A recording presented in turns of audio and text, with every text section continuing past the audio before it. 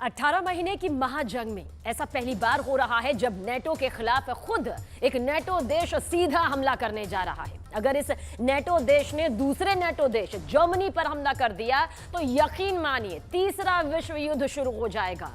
और हैरानी की बात तो यह है कि यह नेटो देश पुतिन के कहने पर युद्ध के लिए तैयार भी हो चुका है।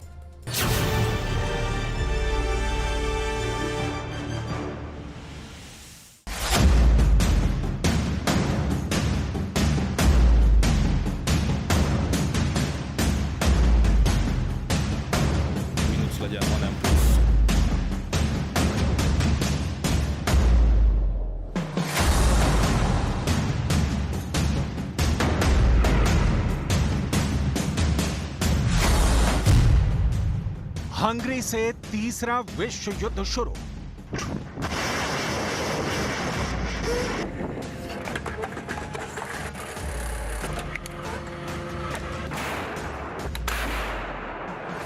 रूस यूक्रेन जंग के 18 महीने बाद अब युद्ध ऐसे दौर में पहुंच चुका है जहां अब नाटो देश आपस में एक दूसरे पर हमला करने के लिए पूरी तरह से तैयार हो चुके हैं। पुतिन के खूंखार और बेरहम हमलों को यूक्रेन में देखने के बाद नाटो देश हंगरी ने साफ कह दिया है कि यूक्रेन को हथियार सप्लाई करना नाटो की सबसे बड़ी भूल है। और अगर इसी तरह से नाटो देश जर्मनी यूक्रेन को भारी हथियार सप्लाई करता रहा तो हंगरी कभी भी जर्मनी पर हमला कर देगा। क्या है पूरी रिपोर्ट, इसकी फुल डिटेल हम आपको दिखाएंगे।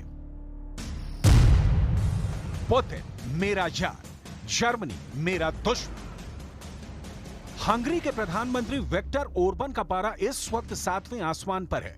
नाटो देश हंगरी के प्रधानमंत्री विक्टर ओरबन का साफ कहना है कि यूक्रेन रूस से किसी भी कीमत पर जंग नहीं जीत पाएगा। अगर नाटो देश जर्मनी और अमेरिका इसी तरह से अंधाधुंध अरबों डॉलर यूक्रेन को घातक हथियारों के लिए देते रहे तो मजबूरी में हंगरी रूस की तरफ से जंग करेगा और जर्मनी पर हमला करेगा। हंगरी का साफ कहना है कि जर्मनी के कई प्रतिबंधों की वजह से हंगरी को भारी नुकसान हो रहा है, जबकि तबाह होता यूक्रेन अभी भी रूस पर घातक हमला करने पर उतारू है।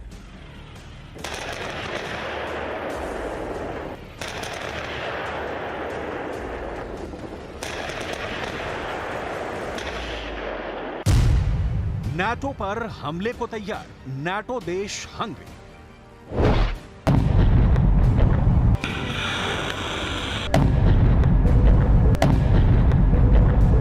पिछले 48 घंटे में हुए भीषण युद्ध पर नजर डालें तो हैरान करने वाली तस्वीरें सामने आई हैं। यकीन करना मुश्किल है, लेकिन रूस ने मॉस्को और दूसरे शहरों पर हुए यूक्रेन के ड्रोन हमलों का बदला बेहद बेरहमी से लिया है। ब्लैक सी से लेकर बखमूत तक रूस ने यूक्रेन के चीथड़े उड़ा दिए हैं।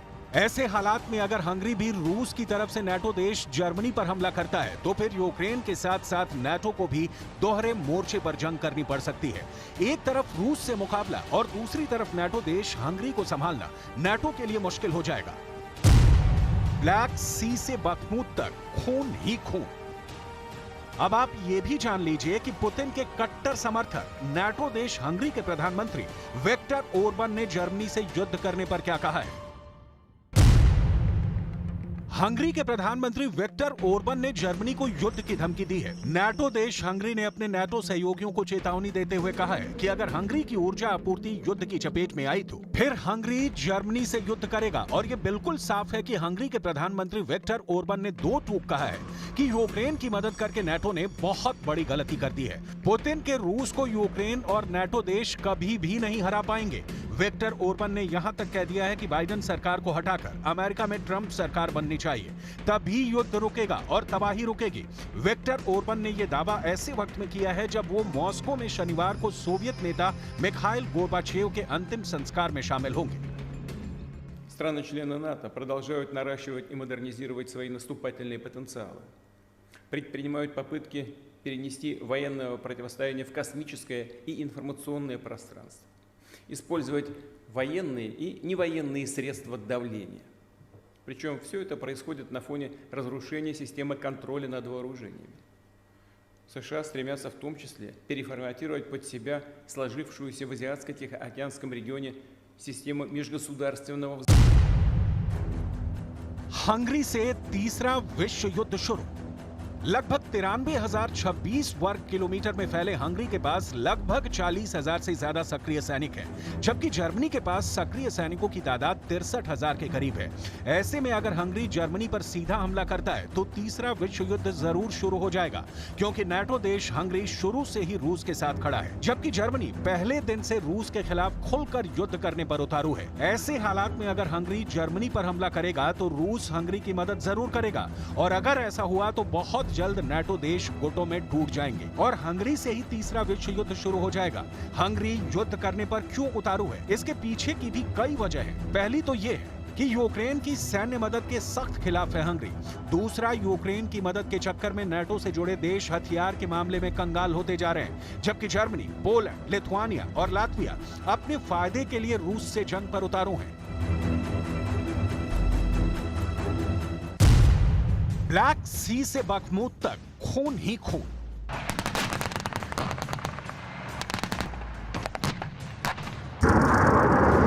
इधर रूस के टैंक, रॉकेट, ड्रोन और मिसाइल हमलों के सामने यूक्रेनी सेना टिक नहीं पा रही है। पुतिन की सेना ने यूक्रेन को नाटो से मिले 30% घातक हथियारों को पूरी तरह से तहस-नहस कर दिया है। जंग के मैदान में नाटो के लेपर्ड 2 टैंक जल रहे हैं, जबकि अमेरिका के हिमार्स रॉकेट सिस्टम को रूस की मिसाइल ब्रिगेड ने तबाह कर दिया है। इस वक्त यूक्रेन के Donetsk, Kherson, Kharkiv, Sumy, Mykolaiv, Zaporizhzhia पर भयानक हमले किए हैं। रूस का साफ दावा है कि नाटो का जो भी भारी और घातक हथियार यूक्रेन इस्तेमाल करेगा, रूस सभी को तबाह कर देगा। जरा देखिए रूसी सेना में 2nd आर्मी का कोर कमांडर नाटो के हथियारों पर क्या दावा कर रहे हैं। रूसी सेना में 2री कोर के कमांडर ने बहुत बड़ा दावा किया कि उसके सैनिकों ने पुतिन की कसम को पूरा कर दिया है। पुतिन ने नाटो के हथियारों को तबाह करने और जलाने को बोला था। पुतिन ने यह भी बोला था कि पश्चिमी देशों के घातक हथियारों को चुन चुन कर तबाह कर डालो, और हमने नाटो के टैंक, तोप, रॉकेट सिस्टम और एयर डिफेंस सिस्टम को जला डाला है। रूसी सेना में 2री कोर के कमांडर ने दावा किया है कि अभी तक हम नाटो के 30% भारी हथियार को जलाकर राख कर चुके हैं। पुतिन मेरा यार, जर्मनी मेरा दुश्मन। तीसरे विश्व युद्ध से जुड़ी इन तस्वीरों को भी गौर से देख लीजिए। एक तस्वीर में आप साफ देख सकते हैं कि पोलैंड के 10,000 से ज्यादा सैनिक लड़ाकू बख्तरबंद वाहन और हथियारों के साथ बेलारूस से सटे बॉर्डर पर जमा हो रहे हैं। ये पोलैंड के वो सैनिक हैं जो बेलारूस में मौजूद वैगनर लड़ाकों और रूसी सेना से सीधा मुकाबला करेंगे। तस्वीरों में दिख रहा है पोलैंड के सैनिक जंग के लिए पूरी तरह से तैयार हैं, जबकि दूसरी तस्वीर लिथुआनिया और लातविया की है, जहां हजारों अमेरिका और नाटो के सैनिक बड़े युद्ध की तैयारी में जुट गए हैं। इन तस्वीरों को देखकर साफ कहा जा सकता है कि यूक्रेन युद्ध बहुत जल्द तीसरे विश्व युद्ध में बदल जाएगा। लेकिन इतना तय है कि रूस तीसरे विश्व युद्ध में अकेले नहीं लड़ेगा, बल्कि हंगरी जैसे नाटो देश रूस की तरफ से नाटो के खिलाफ युद्ध करने को तैयार हो चुके हैं। जर्मनी, पोलैंड, फ्रांस, ब्रिटेन और अमेरिका के लिए युद्ध खास तौर से विनाशक साबित होगा, इस पे कोई दो राय नहीं है।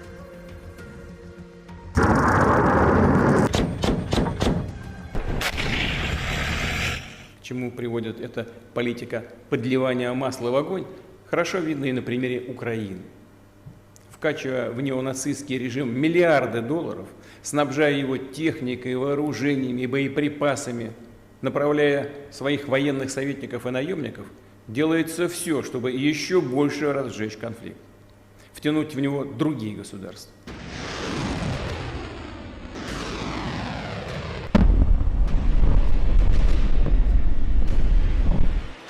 डिफेंस एक्सपर्ट्स का साफ कहना है कि रूस ने यूक्रेन के साथ साथ नाटो को भी धूल चटा दी है। बेहिसाब ताकत, एडवांस घातक हथियार और बड़ी सेना के दम पर फूलने वाला नाटो अब चकरा गया है। नाटो यूरोप और पश्चिमी देशों से मिले 20 लाख करोड़ के हथियारों को पुतिन की सेना ने वाकई में जलाकर 30% जंग यूक्रेन और नाटो से जीत ली है। हालात ये हैं कि बखमूत में एक बार फिर से रूस ने यूक्रेनी सेना को जलाकर मार डाला है। जरा ग्राफिक से रूसी सेना के इस दावे को समझने और परखने की आप भी कोशिश कीजिए। आखिर